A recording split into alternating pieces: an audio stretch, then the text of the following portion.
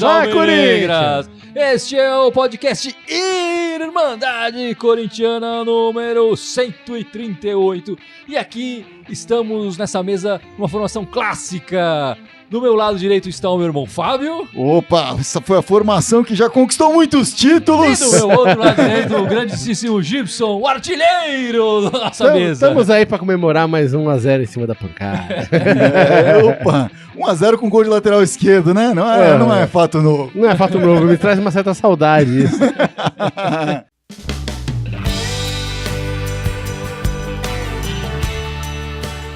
Bom, meus amigos, começando este podcast, nós temos que falar, claro, da belíssima vitória do que o Corinthians conseguiu ontem, sabadão, contra o time de verde, na casa deles. Mais uma vitória lá, mais um gol de lateral esquerdo, como o Gibson... É o 7-1 do Carille em cima da pancada. Já lembrou aqui.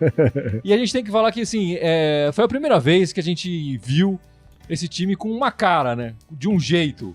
Acho que o Carille realmente mostrou... Ele acabou a pré-temporada ontem, digamos assim, né? Até ontem ele estava na pré-temporada, agora ele mostrou que como que o time vai se organizar um pouco mais e tal. Eu acho que ele ainda tá na pré-temporada. Ele vai ficar na pré-temporada mais um jogo. Eu ia falar, ele abriu uma portinha ali, mas já vai voltar pra pré-temporada essa semana agora. Eu acho que a pré-temporada dele vai demorar mais umas 2 semanas ainda. De experiência, ele vai testar uma coisinha, testar outra. Como vai ter agora outros campeonatos começando, ele vai ter que... Ele prioriza um... Então vai ter vários testes rolando essas próximas 2 semanas. Mas, concordo com você. Ontem foi a primeira vez que a gente viu um time com cara de time, jogando que nem um time. Né? Você falou uma belíssima vitória, foi um belíssimo resultado, né? O jogo não foi belíssimo, assim, foi um jogo razoável. O Corinthians... a vitória não pode esconder os defeitos que o time tem. O Corinthians com um bom empenho tático, e foi isso que vocês falaram, né? O Carille dando uma cara pro time. A mesma cara que ele deu no passado, né? Em 2017...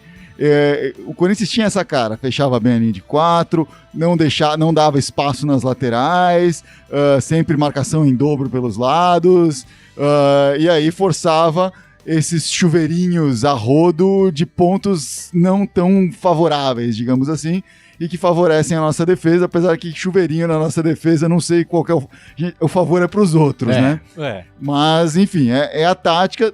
Deu certo dessa vez, o Palmeiras não conseguiu fazer um gol no Corinthians, e o Corinthians se favoreceu também, que conseguiu aproveitar uma oportunidade que teve cedo, né? O Carille, quando começou o trabalho dele esse ano, ele disse que a intenção não era reviver o time de 2017, era construir um time novo que pudesse valorizar mais a posse de bola, que pudesse valorizar mais o toque, e ele estava tentando seguir esse caminho, né? O Corinthians até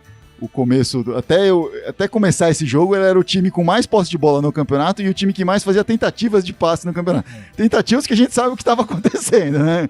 Não estava conseguindo efetivar todos esses passes.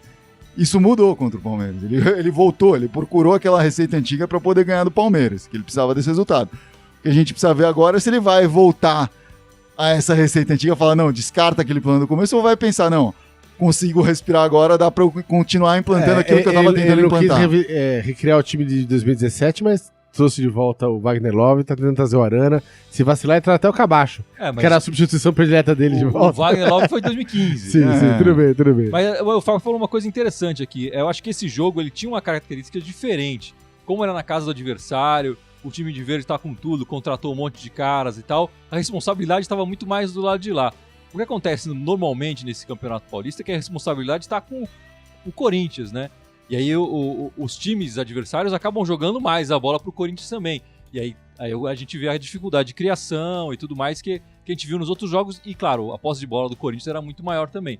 Nesse jogo de sábado, o cara ele teve essa possibilidade de fazer uma coisa diferente. Eu acho que isso vai acontecer em alguns jogos pontuais, né? No Campeonato Paulista, no geral, a característica do jogo vai ser a outra, né? O Corinthians vai ser o time que vai ter que propor o jogo e o outro vai se defender ali, vai tentar se defender ali ao máximo. Essa posição foi invertida no jogo de sábado. E é óbvio que a gente nunca reclama quando sai gol, mas eu até gostaria, de repente, que o gol tivesse saído um pouquinho mais pra frente no jogo, só pra ver como é que o Corinthians ia jogar no 0x0 ali no mano a mano com os caras. Pô, mas contra o Palmeiras foi tarde, né? O Corinthians fez o gol aos 2 minutos uma vez.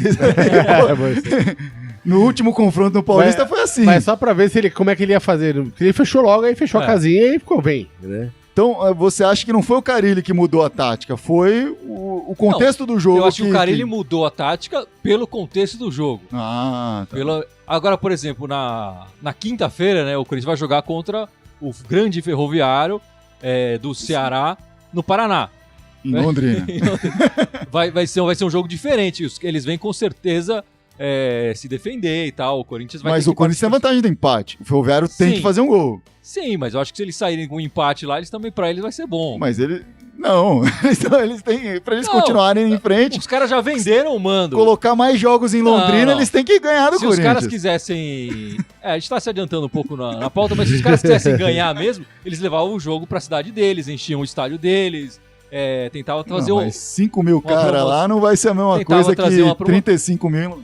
Não, mas o 35 eu tô torcendo pro Corinthians. De novo, a gente tá adiantando a pauta, daqui a pouco a gente retoma esse assunto aí. Enfim, o que eu quis dizer é o contexto da partida e, claro, uma mudança de pensamento do Carille possibilitou essa maneira de jogar diferente que a gente viu no sábado. Claro. E isso não vai acontecer com a frequência que a gente gostaria nesse primeiro semestre, nesse começo de ano, digamos assim. Enfim, mas o pessoal tá comentando aí, Gibson, falando... Emerson Priante falou, o Avelar é incrível, fez a favor e quase fez contra.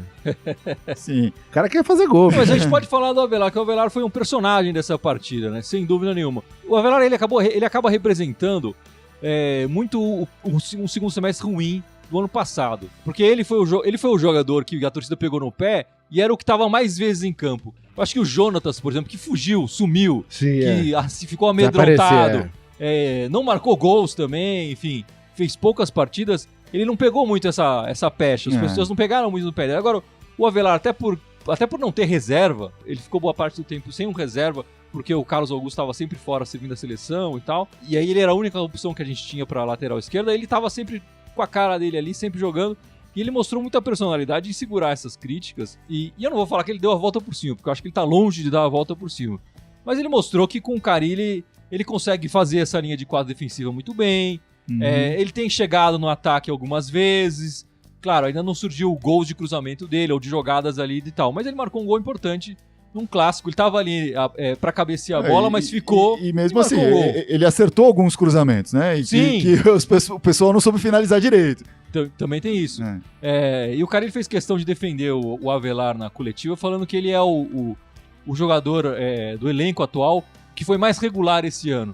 Não sei se isso é muito bom, porque a regularidade do Corinthians está bem abaixo da linha, eu diria. Enfim, mas claro, o treinador tem que mostrar tem que defender o seu jogador. E claro, fez uma boa partida, merece o elogio também nesse dia. E isso é uma coisa que o Carille sempre fez muito bem, né? Ele defende o jogador mesmo.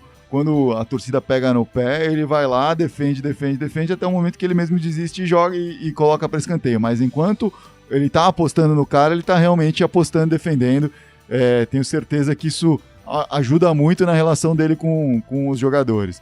Sobre o Avelar, assim, não só pelo gol, né? Ele teve uma partida boa mesmo, né? Ele ficou com o Dudu na cola dele a maior parte do jogo. E na maior parte das vezes ele se deu bem contra o Dudu. O Dudu teve o chute mais perigoso do Palmeiras da partida inteira foi um chute do Dudu, que não por acaso foi meio travado com a Avelar e por isso acabou até sendo desviado pro canto e tal. O Castro defendeu. Né? E teve um outro lance, que não sei se foi o Dudu, quem foi que chutou, que bateu no Avelar, como falaram aqui, e pegou na trave, né? Sim. Mas assim, ele tava lá disputando todas, né? Ele podia nem aparecer na foto ali e tava lá disputando. Então, eu acho que realmente ele tem algum mérito aí. E como a gente falou, né? O Corinthians de novo demonstrando linhas de 4, oferecendo dupla marcação nas pontas, dificultando para os adversários.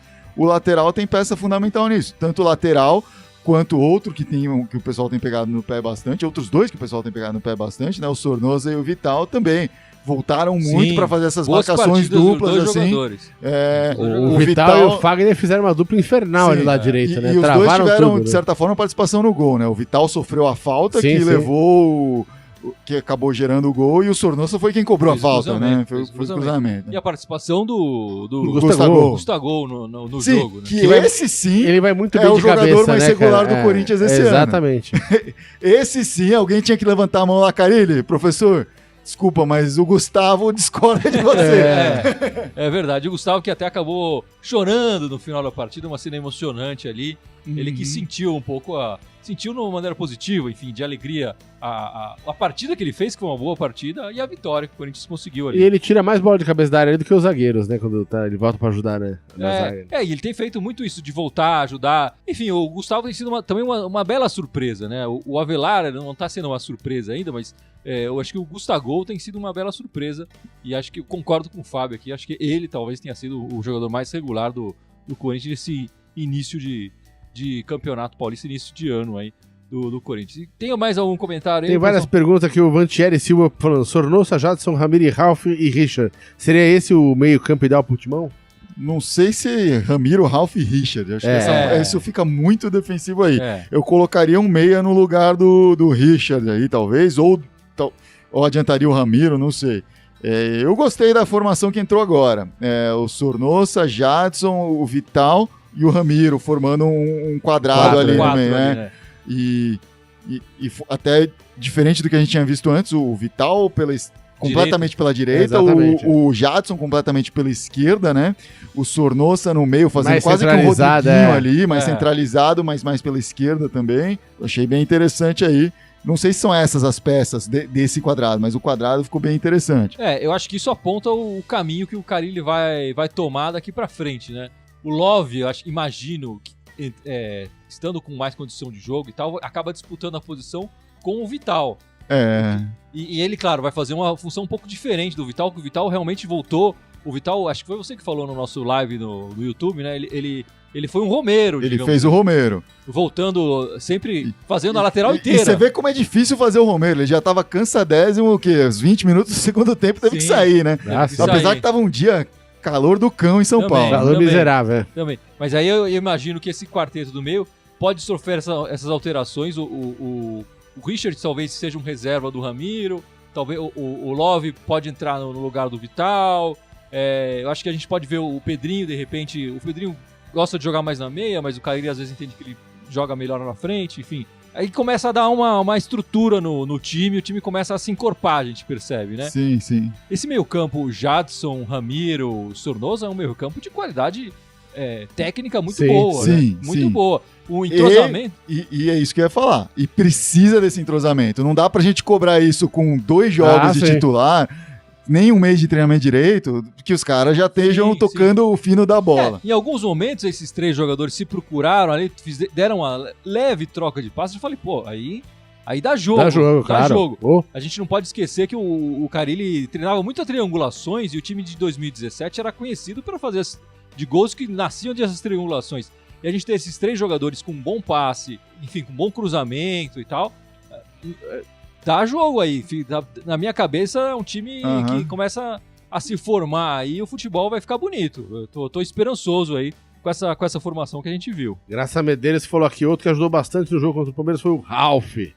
Foi eleito o craque. O craque da Irmandade. Da Irmandade. O Ralf realmente jogou muito, nosso cão de guarda ali, impressionante. E vai ser difícil roubar a posição dele nos principais jogos, né? Muita gente aqui comentando, né, falando, do Júnior Urso e tal, falou, tá trazendo mais um volante e tal, não sei o que, precisa de um lateral esquerdo, um zagueiro, né? Cara, realmente, quando a gente tá trazendo um volante pra diabo, a gente tem que admitir, tá fazendo um time só de volância. Temos que admitir isso, eu mesmo, acho que eu fui o primeiro a postar no nosso grupo sobre essa investida aí, e fiquei surpreso, mais um volante e tal, mas a gente tem que pensar na oportunidade, né? É um cara que tá livre, que tinha conseguido sair do contrato dele na China, tava livre, é um cara de talento, é um cara que, assim, pode fazer aquele papel do Paulinho, do Elias, né? Que a gente viu em outros momentos aí, né? Eu concordo que o elenco tá cheio de volantes, e, enfim, isso é uma verdade, só basta listar aqui, a gente vai perceber que realmente tem muito volante. Mas desde o Maicon, a gente não tem um segundo volante interessante, criativo, com regularidade e que tenha essa criatividade, que chegue na área, que finalize. O Maicon nem era um jogador que fazia tantos gols, mas ele chegava bastante, ele dava passes, ele estava aparecia. Ele aparecia muito na área, né? Na área. E o Júnior Urso tem um pouco mais essa característica.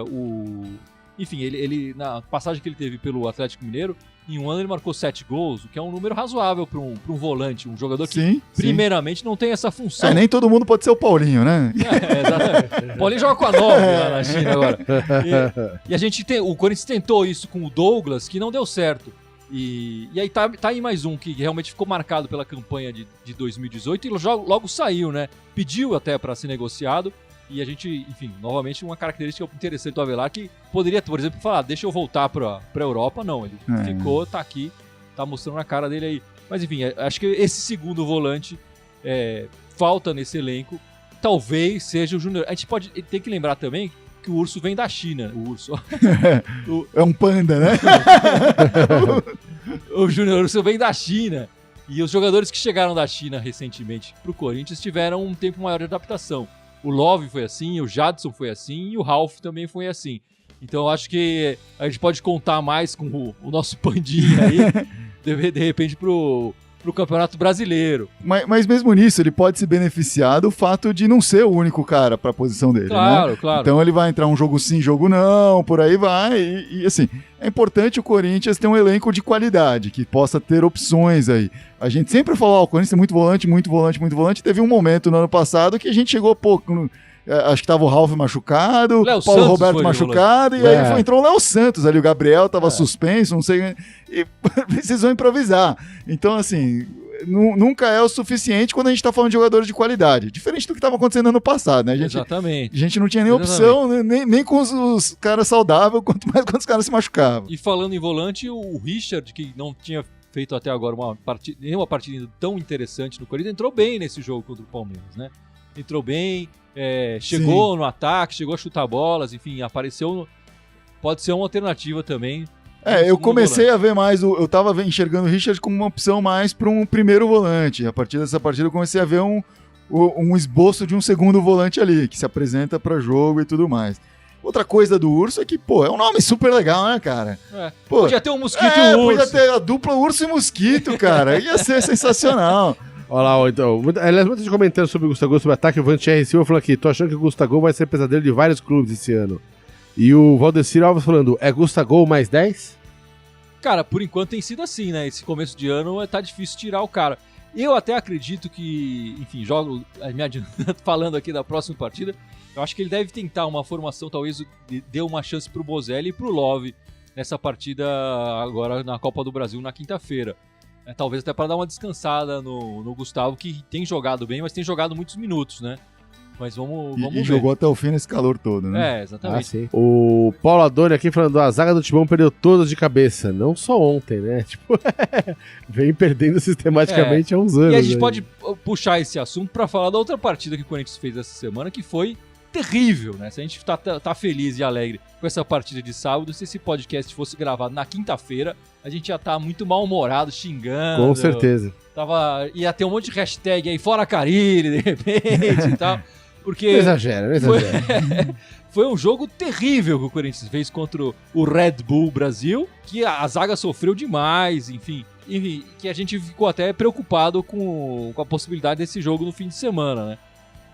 Mas é verdade, o Corinthians fez uma boa partida no sábado, mas o time adversário teve muitas chances de finalizar. A gente teve um pouco de sorte ali, que eles erraram várias finalizações. E claro, algumas foram esses cruzamentos que o Fábio comentou lá no começo do podcast. Cruzamentos não do lugar melhor e tal, mas em escanteios, por exemplo, o time deles perdeu várias chances ali. Eu acho que uma zaga com o Henrique e com o Manuel, que são dois jogadores altos, precisa, e tendo o Avelar também, né, formando essa zaga, que é um lateral alto, precisa ganhar mais bolas no alto, e estão perdendo muitas bolas. Isso é uma coisa que o Carille precisa ser trabalhado. Já tinha alguém que tinha comentado lá em cima, falando, por que não dá mais chance pro Marlon? E aqui embaixo agora o Lucimar Fernandes falou, a zaga tem que ser Marlon e Manuel. Marlon e Manuel. É quase uma dupla sertaneja isso. A zaga do Corinthians ainda não me dá muita confiança. Não importa os nomes. Não importa os nomes. O Carille confia muito no Henrique, já deixou isso bem claro nas entrevistas. E agora tá dando essa oportunidade pro Manuel, que essas duas primeiras partidas eu ainda não senti muita confiança nele, não. Vamos aguardar aí pra ver se essa zaga se firma, enfim, o que acontece. Eu acho que a zaga Henrique e Manuel, como eu falei, são dois jogadores mais velhos e lentos. Eu acho que de repente o Marlon aí é um cara mais novo, mais rápido, podia dar um jogo.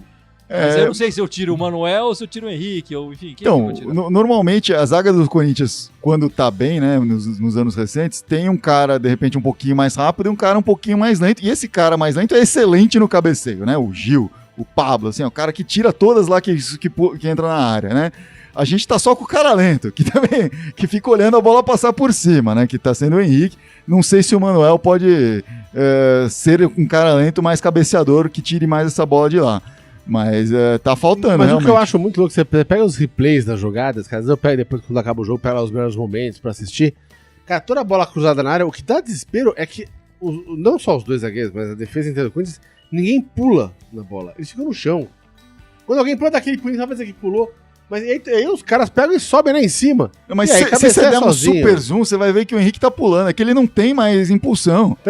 Ele não tem, sério. Mas tem várias vezes que eu acho que ele nem pula mais. Ele, assim, se consagrou, foi até convocar pra seleção lá, por ser um cara com impulsão, que se posicionava bem, tirava... Ele não tem mais isso, não sei o que aconteceu. Não, mas não é ele, é o time, cara. Do time, ninguém salta. O time fica aqui, o time vai ali e fala, pô, aí não dá. No todo jogo mundo aéreo, cabeceia sozinho. Ofensivo, ele pula mais. Ele pula mais. Exatamente, eu vou marcar o gol, aí pula. A impressão é essa. Sonha em ser atacante ainda, né? Olha lá, Valdecir Alves falando que a vitória contra o Palmeiras pode trazer confiança e o Corinthians embalar finalmente. Sem dúvida. Essa é a fórmula Carille de ação, né? O Carille o modus operandi, né? Exatamente. O Carille que em 8 partidas contra o time de verde ganhou 7. Perdeu apenas uma que ele devolveu logo em seguida. É um Brasil e Alemanha. E em 4 partidas contra o Palmeiras, na Arena Palmeiras, ganhou as 4. Ganhou todas. Faturou todas, né? Impressionante. E, aliás, outro fato interessante é que o Corinthians, com essa vitória, obviamente, volta a ganhar um clássico. E o Corinthians não ganhava um clássico desde antes da saída do Carille. Exatamente. Esse tempo todo que o Carille estava fora, o Corinthians não ganhava clássico. Só empatou e perdeu. E o time de verde não perdia uma partida desde outubro do ano passado. Desde antes do meu aniversário. Eu tinha derrota. 40 quando o Palmeiras perdeu a 1. Conheceu uma derrota aí, enfrentando o grande Carille, que realmente, como o nosso amigo espectador aí falou, isso vai dar confiança, costuma dar confiança pro time, e o time costuma produzir mais depois de uma vitória. Vale na tabela essa partida os 3 pontos. Mas a confiança e o que o time vai conseguir depois dessa partida valem muito mais. E é isso que a gente está aguardando, esperando essa próxima semana acontecer. E, bom, a gente tem que falar dos próximos jogos do Corinthians. Tem. O próximo jogo, a gente já falou um pouco aqui, eu principalmente falei, é contra o Ferroviário, lá em Londrina. É quinta-feira o jogo, não é quarta-feira. Quinta-feira, 9 da noite. Pela Copa do Brasil, a estreia do Corinthians pela Copa do Brasil. E essa estreia da Copa do Brasil tem uma característica diferente. É só um mata, né? Não é mata-mata, é um jogo só. O Corinthians joga pelo empate, mas vai jogar na casa do adversário, que resolveu... o mando do adversário. O mando do adversário. Bem, muito obrigado pela correção aqui. O mando do adversário que resolveu levar o seu mando pro Paraná. Procurando um estádio maior que vai ter a presença mais maciça de corintianos. Vai ser no Estádio do Café, em Londrina? Isso mesmo. Eu acho que é uma pena o Corinthians vai para o Paraná com relativa frequência. Os corintianos do Paraná têm oportunidade de ver. Eu acho que os corintianos lá do Nordeste têm menos chance de ver o Corinthians. Enfim, a Copa do Brasil tem essa característica e tal. Esse regulamento devia segurar um pouco esses mandos de jogo. Mas... Sim. Inclusive, Lucimar Fernandes, que está aqui nos assistindo, falou pena que o jogo contra o Ferroviário vai ser no Paraná, pois mora em Mossoró, Rio Grande do Norte, vizinho ao Ceará. Tá aí. Ele iria lá ver o Corinthians e Ferroviário, quer dizer, o Ferroviário e Corinthians. Eu falando aqui, ele ilustrou um grande exemplo. E ele falou isso no começo do podcast aqui, então realmente... É uma pena mesmo, porque a Copa do Brasil tem um pouco essa característica de repente, o Corinthians ir jogar num estádio, de repente, mais acanhado, com um time que a gente não conhece, desconhece, que podia ser interessante. Pro Corinthians é melhor ir pro Paraná, mais próximo, torcida vai ser nossa, beleza. Pro corintiano, principalmente pro corintiano nordestino, talvez seja melhor ver isso lá, né? Ver isso em loco ali. Eu acho que apoio de corintiano não iria faltar onde quer que fosse, né? Agora, a gente tava falando do Ferroviário e você falou, eles já abriram mão do jogo, etc. Eu acho que a diretoria talvez, etc. Mas, cara, o time, comissão técnica, na hora do vamos ver, cara, eles querem ganhar esse jogo.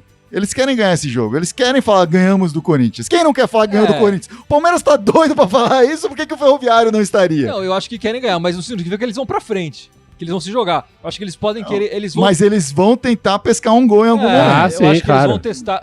a tática ganhadora, no caso, eles vão se inspirar na Grécia da Eurocopa, lá que ganhou 1-0, na defesa assim, chegava lá na frente e fazia um golzinho. Mas se tiver 0-0 aos 35 do segundo tempo, eu acho que eles vão começar a ir um pouquinho pra cima. Fazer um chuveirinho, que seja alguma coisa, alguma tática desesperada eles vão tentar fazer. Mas eu queria ouvir o Gibson, que é um fã da Copa do Brasil, eu queria a sua opinião sobre essa partida. O que você espera desse Corinthians nessa partida de quinta-feira? Eu espero que caia o time da Copinha. Deixa os moleques jogar lá, bicho. Deixa lá o Fabrício Oia jogar, bicho. O Fabrício Oia já não pode mais jogar a copinha, cara. Não a Copinha. Jogar a Copa do Brasil. Achei que você estava chamando a Copa do Brasil de copinha. Não, eu tô falando pra pegar a molecada da Copinha e jogar na Copa do Brasil. Botar o time da Sub-20 lá pra jogar. É o quanto eu adoro a Copa do Brasil. E é Sul-Americana idem, né? Pode botar pra mim o Sub-20 ali nas duas competições, bicho. Vamos jogar o brasileiro. A gente vai falar na semana que vem, mas Sul-Americana vai ter um time difícil vai pela ser, frente. vai ser complicado. Bem mais complicado. Depois dessa partida pela Copa do Brasil contra o Ferroviário, teremos no domingo uma partida pelo Campeonato Paulista contra o Novo Horizontino. Só uma pausa. E o Icarão acabou de aparecer aqui, Grande nosso brother. Oi, Carão, um Grande abraço Icarão. pra você, E pra Sandra, mamãe, que foi pé mamãe quente. Sandra aí. Foi pé quente pra caramba hoje. bicho. Esse Ontem. podcast é uma homenagem pra grande Sandra. Pô, Exatamente, pô. Tá bem, tá em casa. É recuperando. isso Até o aí. Avelar fez homenagem, né? Até Caramba. o Avelar, bicho. Nem o Ícaro acreditou. Bom, quando e aí contou. temos o Novo Horizontino, domingo, 5 da tarde, pelo Campeonato Paulista. O que você acha dessa partida, Fábio? Não é um time que assusta, né? Eu acho que se tem um jogo pra jogar com um time reserva, um time B, colocar a molecada sub-23 que tá inscrita lá, esse B23, né, que pode... Enfim. É esse. Você iria com um time mais titular contra o Ferroviário e colocaria um reserva. Faria aquela avaliação física e tal, né? Mas tiraria algumas peças, de repente, que estão mais cansadas e colocaria um time mais forte contra o Ferroviário, porque apesar das predilências do nosso amigo Gibson aqui, a Copa do Brasil é sim importante. A Copa do Brasil vale vaga na Libertadores. A Copa do Brasil vale 60 milhões de reais, né? Mais que o patrocínio Master. É mais que o patrocínio máximo, pode ser menos, né? Isso tá sob júdice. E a Copa do Brasil é um time que o Corinthians tem tradição. O Corinthians é campeão diversas vezes. Então eu acho que é importante sim a Copa do Brasil. Mas enfim, a gente já entrou nesse debate várias vezes mas aqui. já por isso os caras dando dinheiro, porque o negócio não vale que nada. teve uma Os época caras que a dão Copa dinheiro do Brasil pra- não valia nada. Não, continua não valendo nada, só vale dinheiro. Eles dão dinheiro por Não, causa disso. vale vaga na Libertadores. É. Teve uma época que a Copa do Brasil, o time que tava na Libertadores nem jogava, assim, era um campeonato B mesmo.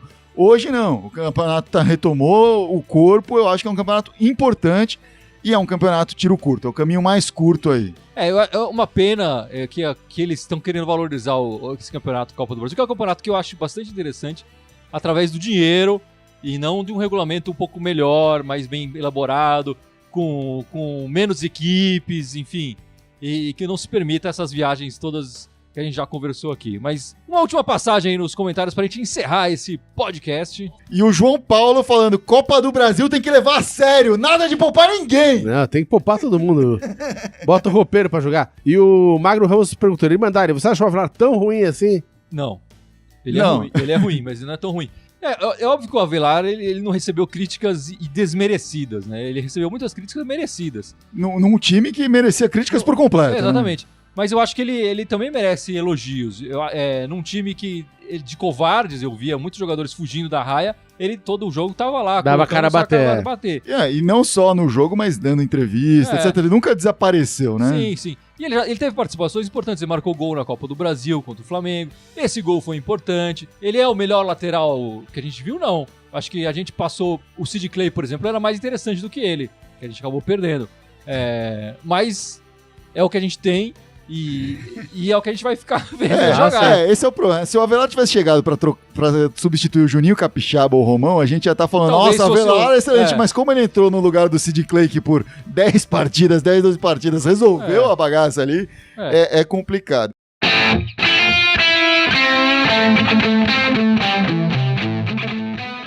É isso aí, meus amigos. Esse podcast vai se encerrando. E antes da gente terminar esse podcast, vou pedir pro Gibson, que é sempre ele agora, Por favor, lembre as nossas redes sociais. Todas as nossas 7, vamos lá. Por favor. Então, fora o Facebook, obviamente a gente tá on live agora aqui. O Facebook tem o YouTube, Instagram, Twitter, SoundCloud, iTunes e Spotify. Ó, Meus parabéns. todos eles irem mandarem corintiana com TH, pelo amor de Deus, escrevendo certinho. Menos o Twitter quer mandar timão, né? E o e-mail da Irmandade, você pode sentir aquele saudosismo e querer mandar um e-mail. Então, irmandarecorintiana@outlook.com. A gente vai abrir uma caixa postal, né? Falar, É, exatamente. mandem pra caixa postal. Exatamente. Como é que era? Um bip, né? A gente um faz, pager. a gente faz o próximo sorteio aqui, um monte de carta, a gente joga pro alto e pega uma, assim. É. O Fábio quer sentir a Xuxa aqui, assim. Pô, Silvio eu tô pensando Programa no Silvio balão Santos, mágico, é. no fofão aqui. Você tá falando de Xuxa. Bom, meus amigos, ficamos por aqui. Esperamos que nessa semana o Carille tome as decisões corretas, poupe o time ou não poupe o time. Enfim, vamos aguardar. E vai, Corinthians! Vai, Vai, Corinthians! Corinthians!